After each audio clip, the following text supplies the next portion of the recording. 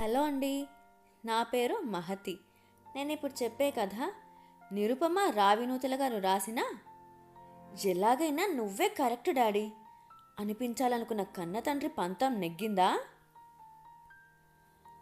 నాన్న, నాకు కింద పన్ను కదులుతోంది, కాస్త భయం వేస్తోంది. ఊడినప్పుడు నొప్పిగా ఉంటుందేమోనని. ఇవాళో రేపో ఊడిందంటే రాత్రికి దాన్ని దిండు కింద పెట్టేస్తాను.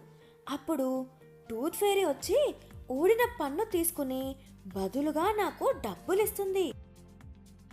ఇంకా నొప్పి కూడా లేకుండా చేస్తుందట. బుద్ధిగా ఉంటే ఊడిన చోట ఇంకో కొత్త పన్ను మొలిచేలా కూడా చేస్తుందట. ఎదురింటి హరిగాడికి మొన్న 10 రూపీస్ ఇచ్చిందంట ఫెయిరీ. నాకెంత ఇస్తుందో! వాటితో బోల్డ్ అనే చాక్లెట్స్ కొనుక్కోవాలి. అందులో కొన్ని నీకు అమ్మకి ఇస్తాను. అమ్మ ఎప్పుడూ నన్ను గుడ్ బాయ్ అంటుంది. గుడ్ బాయ్స్కి ఫెయిరీ ఇంకొంచెం ఎక్కువ ఇస్తుందేమో కదా నాన్న? What you think? ఇంకా మంచిగా ఉంటే బొమ్మలు కూడా ఇస్తుందేమో కదా నాన్న?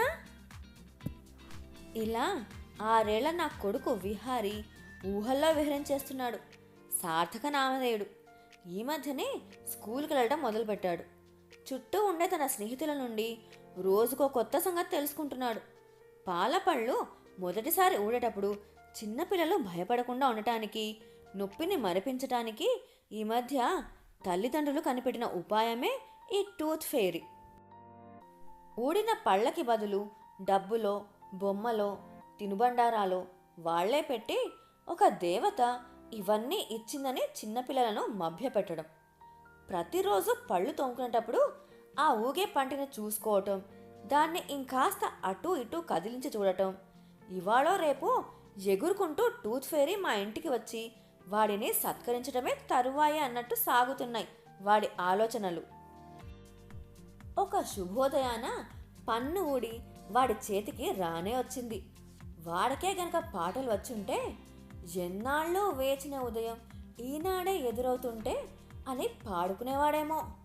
పన్ను ఊడిన చోట కాస్త నొప్పిగా ఉన్నా కూడా రాబోయే విశిష్ట అతిథి ఫెయిరీని, ఆవిడ ఇస్తుందనుకుంటున్న బహుమతుల్ని తలుచుకుంటూ నొప్పి మర్చిపోయాడు నా సుపుతుడు. పట్టరాని సంతోషంతో మతాబులా వెలిగిపోతున్న మొహంతో గంతులేస్తూ ఊడిన పంటిని దిండు కింద పెట్టుకుని వచ్చాడు. పాలపళ్ళు ఊడితే మట్టిలో గొయ్యి తీసి కప్పెట్టడమే తెలుసు తప్ప ఈ ఫెయిరీలు, అవి డబ్బులు ఇవ్వటాలు ఎరగని నేను నా చిన్నతనాన. నేను ప్రాక్టికల్ మనిషిని. ఊహల్లో ఆశపడటాలు, ఫ్యాంటసీలు నాకు నచ్చవు. మనసు మట్టిగడ్డ అని కాకుండా ప్రతి విషయాన్ని తార్కికంగా మెదడుతో ఆలోచించటం చిన్నప్పటి నుంచి అలవాటు నాకు. చిన్నతనంలో నా స్నేహితులంతా పుస్తకాల్లో ఒక నెమలిక పెట్టి ప్రతిరోజు పెన్సిల్ పట్టును దానికి ఆహారం అని పెట్టేవారు. అలా వారం రోజులు చేస్తే ఆ నెమలిక పిల్ల నెమలికలు పెడుతుందని నమ్మేవాళ్ళు. నేను అది నమ్మకపోగా చెప్పినా వినిపించుకొని వాళ్ళ అజ్ఞానానికి నవ్వుకునేవాడిని. నా మేధా సంపత్తితో సరిపోలే వాళ్ళు ఎవరూ లేకపోవటం వల్ల నాకు పెద్దగా స్నేహితులు కూడా ఉండేవాళ్ళు కాదు చిన్నతనాన. నాకు నేను ప్రాక్టికల్గా ఆలోచించే మేధావినని గొప్ప నమ్మకం. అలాంటి నా కడుపున పుట్టిన నా కొడుకు ఇలా స్నేహితులు చెప్పారని, టూత్ ఫెయిరీ వస్తుందని, డబ్బులు ఇస్తుందని చెప్తే నమ్మేసింత వెర్రిబాగలవాడుగా పెరుగుతున్నాడని అసహనంగా ఉంది. ఇక ఇలా మెత్తగా ఉంటే కుదరదు. నిజమేదో కల్పనేదో వాడికి ఇప్పుడే చెప్పాలి. మొక్కగా ఉన్నప్పుడే మార్చాలి. వాడి ఊహలకి కళ్ళం వేసే సమయం ఇదేనని వాడిని పిలిచి, విహారీ కన్నా టూత్ ఫెయిరీ అంటూ ఎవరూ ఉండరు. నేనో అమ్మో దిండు కింద డబ్బులు పెట్టాలి అంతే తప్ప నిజంగా ఫెయిరీ ఎవరూ రారు నీకు డబ్బులు ఇవ్వటానికి. కాస్త అనునయంగా చెప్పాను. వాడి భ్రుకుటి ముడిపడింది. అపనమ్మకంగా చూశాడు నా వైపు. కాదు నాన్న, నువ్వు అబద్ధం చెప్తున్నావు. మొన్న హరిగాడికి ఇచ్చిందట. నా ఇంకో ఫ్రెండ్ పింకీకి 5 రూపీస్ ఇచ్చిందట.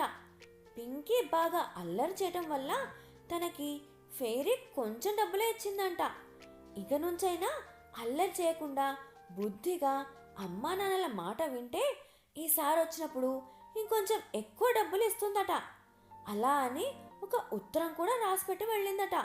వాళ్ళు నాతో చెప్పారు. ఆ డబ్బులతో వాళ్ళు స్కూల్ బయట చాక్లెట్లు కొనుక్కొని తినటం నేను చూశాను. ఇలా నా ఫ్రెండ్స్ చాలామందికి డబ్బులు ఇచ్చింది టూత్ ఫెయిరీ. నాకు కూడా ఇస్తుంది. కావాలంటే చూడు, ఈ రాత్రికి మన ఇంటికి కూడా వస్తుంది నమ్మకంగా చెప్పాడు విహారీ. వాళ్ళకు కూడా వాళ్ళ అమ్మా నాన్నలే అలా డబ్బు పెట్టి ఫెయిరీ ఇచ్చిందని చెప్పుంటారు. అంతెందుకు, నీ ఫ్రెండ్స్లో ఎవరన్నా నిజంగా ఫెయిరీని చూసారా? ఎవరూ చూసుండరు. కావాలంటే వాళ్ళనే అడుగు రెట్టించాను. అలా కాదు నాన్న, ఆ ఫెయిరీ రాత్రిపూట అందరూ పడుకున్నాక వచ్చి ఊడిన పన్ను తీసుకొని డబ్బు పెట్టి వెళ్ళిపోతుంది. అప్పుడు అందరూ నిద్రపోతుంటారు కదా, అందుకని ఎవరూ తనని చూడలేరు అమాయకంగా చెప్పాడు. ఏం పాపం, పగలంతా అంత ముఖ్యమైన పనులు ఏం వెలగబెడుతుందట మీ ఫెయిరీ? రాత్రిపూట మాత్రమే రావటానికి వీలవుతుందటనా తనకి? నా గొంతులో వ్యంగ్యం. ఎవరెవరి ఇంటికి వెళ్ళాలో, ఎవరికి ఎలాంటి బహుమతులు ఇవ్వాలో చూసుకోవాలి కదా నాన్న. పింకీ లాంటి కాస్త అల్లరి పిల్లలకైతే బుద్ధిగా ఉండమని ఉత్తరాలు కూడా రాయాలి. ఇలా చాలా పనులుంటాయి కదా తనకి. అందుకే ఆ పనులన్నీ చూసుకుని రాత్రిపూటే వస్తుంది. వాడి గొంతులో నమ్మకం. నా ప్రతి ప్రశ్నకి వాడి దగ్గర తను బలంగా నమ్మే సమాధానం ఉంది. కల్మషం లేని వాడి నమ్మకాన్ని చూసే కొద్దీ నా అహం దెబ్బతింటోంది. నాలో పట్టుదల హెచ్చింది. వేలడంత లేడు, నాకే ఎదురు సమాధానాలు చెప్తున్నాడు. పైగా నన్నే అబద్ధం చెప్తున్నాడంటాడా? ఎంత పొగరు వీడికి! ఇప్పుడే ఇలా ఉంటే ముందు ముందు అసలు లెక్క చేయడు వీడు నన్ను. వీడి పొగరు అణచాల్సిందే అనుకుని, సరేరా, ఇవాళ రాత్రి చూద్దాం నిజంగా ఫెయిరీ నీకు డబ్బులు ఇస్తుందో లేదో అని. ఒకవేళ ఇస్తే అంతకు రెట్టింపు డబ్బులు కలిపి నేను నీకు ఇస్తాను. ఏమీ లేకపోతే టూత్ ఫెయిరీ కూడా లేదని నువ్వు ఒప్పుకోవాలి, సరేనా? సవాల్ చేశాను. చిన్న పిల్లాడితో ఇలాంటి పందాలేంటండి అంటూ నా భార్య మేఘ అడ్డుపడబోయింది. తనకి గట్టిగా చెప్పేశాను, నాకు తెలియకుండా వాడి దిండు కింద డబ్బు పెట్టడానికి వీలేదని. పట్టుదలొస్తే ఎంత దూరమైనా వెళతానని తెలుసు తనకి. తెగేదాకా లాగడం ఎందుకని మిన్నకుండిపోయింది మేఘ. మర్నాడు ఉదయం, ఇంకా తెల్లవారదేమి, ఈ చీకటి విడిపోదేమి అని సన్నగా పాడుకుంటూ పేపర్ తిరిగేస్తున్నాను. విహారీ ఎప్పుడు లేస్తాడా, ఎప్పుడు నా గెలుపు కళ్ళారా వాడి మొహంలో చూస్తానా అని ఆతృతగా ఉన్నాను. అడుగులో అడుగేసుకుంటూ చిన్నబోయిన ముఖంతో వచ్చిన వాడిని చూస్తూనే అర్థమైంది వాడనుకునే ఫెయిరీ రాలేదని. ఇప్పుడేమంటావు అన్నట్టు తనని చూసి సంతోషంగా నవ్వుతూ కళ్ళెగరేశాను. అంత బాధలోనూ ఒక నిమిషం ఆలోచించి, రాత్రి చాలామంది పిల్లల దగ్గరికి వెళ్లాల్సి వచ్చుంటుంది నాన్న. ఈలోపు తెల్లారిపోయి ఉంటుంది. అందుకే నా దగ్గరికి ఇవాళ రాలేకపోయి ఉంటుంది. ఇంకొన్ని రోజులు టైం ఇద్దాం నాన్న ఫెయిరీకి, తప్పకుండా వస్తుంది స్థైర్యం కూడగట్టుకుంటూ చెప్పాడు. నా అహం మళ్ళీ దెబ్బతింది. ఏంటి వీడి గుడ్డి నమ్మకం? విహారీ ఎంత బలంగా ఫెయిరీ ఉందని నమ్ముతున్నాడో చూస్తుంటే అంతకంతా నా పట్టుదల పెరుగుతోంది. కల్పితమైన ఫెయిరీ మీదే వాడికి అంత నమ్మకం ఉంటే అలాంటివేమీ లేవని తెలిసిన నాకు ఇంకెంత పట్టుదల ఉండాలి? ముద్దుగా అమాయకంగా ఉన్న విహారీ ముఖం చూస్తే పాపం అనిపిస్తున్నా, ఎప్పటికైనా వాడి చేత నాన్న నువ్వే కరెక్ట్ అని అనిపించాలని నాలోని అహం నన్ను పట్టు సడలనివ్వట్లేదు. నా పంతం వదలాలనిపించలేదు. ఎన్ని రోజులైనా నేను మాత్రం డబ్బు పెట్టకూడదని గట్టిగా అనేసుకున్నాను. పసివాడు, అందున కన్న కొడుకు మీద ఈ అర్థం లేని సాధింపులేంటని మేఘ వారిస్తున్నా నేను పట్టించుకోలేదు. రోజు తర్వాత రోజు గడుస్తున్నా ఫెయిరీ అలసిపోయి ఉంటుందనో, ఫెయిరీకి జ్వరం వచ్చుంటుందేమో అనో, లేకపోతే ట్రాఫిక్ జామ్లో ఇరుక్కుపోయి ఉంటుందేమో అనో, ఇలా తనకు తోచిన కారణాలేవో వెతుక్కొని సమాధానపడి ఎదురు చూస్తున్నాడు తప్పితే ఫెయిరీ వస్తుందన్న ఆశ కోల్పోవటం లేదు. ఇన్ని రోజులవుతున్నా ఇంకా రాకపోవటం ఏంటన్న అనుమానం కానీ, అసలు వస్తుందా లేదా అన్న అపనమ్మకం కానీ, ఇన్నాళ్లుగా తనని ఎదురుచూపులు చూసేలా చేస్తోందన్న కోపం కానీ వాడికి ఫేరీ మీద కలగటం లేదు. అదే శాంతవదనం, అదే దృఢమైన కల్తీ లేని నమ్మకం.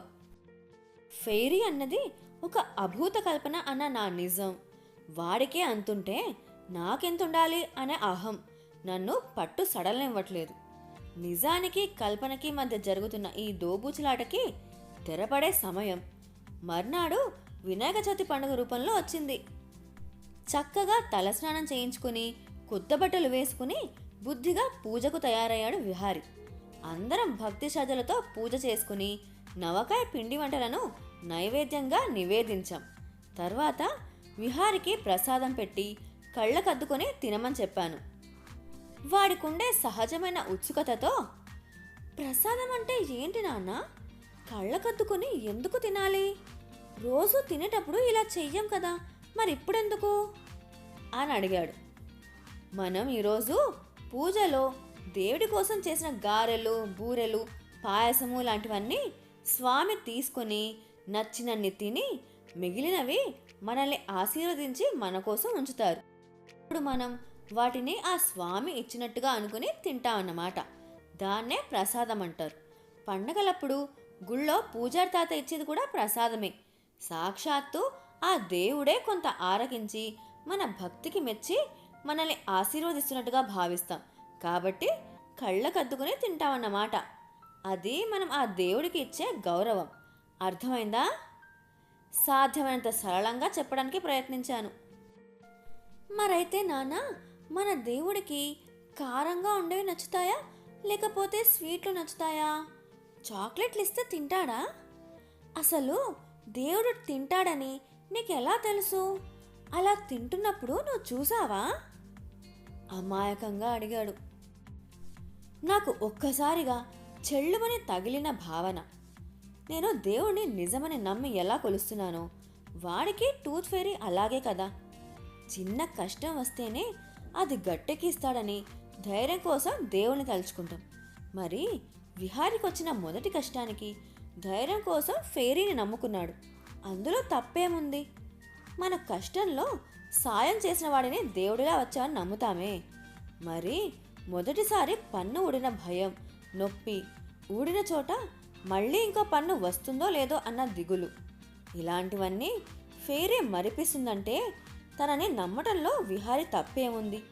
పైగా ఫెయిరీ తనని మెచ్చాలన్న కోరికతో ప్రతిరోజు పళ్ళు శుభ్రంగా తోముతున్నాడు, బుద్ధిగా ఉంటున్నాడు. అన్నీ మంచి అలవాట్లేగా, ఇంకొకళ్ళకేమీ ఇబ్బంది కలిగించట్లేదుగా. మరెందుకు ఏదో దొంగ బాబా నమ్ముతున్నాడనంత రాద్ధాంతం చేశాను నేను? తను ఎంతో బలంగా నమ్మిన టూత్ ఫెయిరీని అసలుందా, ఎవరన్నా చూసారా అని చులకన చేశాను. మరిప్పుడు విహారి అడిగిన దాంట్లోనూ న్యాయం ఉంది కదా. చిన్నవాడు ఏం చేయలేడని వాడి నమ్మకాన్ని చిన్నబుచ్చాను. అసలు బాల్యం అంటేనే ఇలాంటి ఎన్నో అందమైన ఊహలు, నిజమని నమ్మి ఆనందించే అందమైన కల్పనల సమాహారం కదూ. ప్రాక్టికల్ అనుకుంటూ వాడిని అలాంటి వాటన్నిటికీ దూరం చేయబోయాను. విహారి కాస్త పెద్ద అయితే నిజమేదో కల్పనేదో వాడే తెలుసుకునేవాడు. మొగ్గ తనంత తానుగా వికసించాలి తప్ప బలవంతంగా వికసింపజేయడానికి ప్రయత్నిస్తే ఏమవుతుంది? అలా సహజంగా కాకుండా బలవంతంగా వాడి నమ్మకాల్ని తప్పనే నిరూపించాలనుకున్నాను.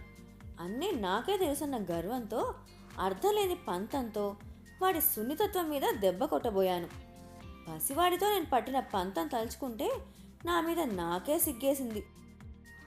ఆ దేవుడే విహారీ చేత ఇలా అడిగించి నా కళ్ళు తెరిపించాడనిపించింది. తప్పు చేశానన్న అంతర్మథనం మొదలైంది నాకు. చేసిన తప్పు ఎలా సరిదిద్దుకుని ఉంటానో మీరు ఊహించే ఉంటారు. అవును, నిజమే. మర్నాడు మా వాడి దిండు కింద టూత్ ఫెయిరీ 100 రూపాయలతో పాటు రావటం కాస్త ఆలస్యమైందని సారీ చెప్పి తనెంత మంచి అబ్బాయో చెబుతూ ఒక ఉత్తరం కూడా రాసిపెట్టింది. అది చూసిన మా వాడి సంతోషం గురించి వేరే చెప్పాలా?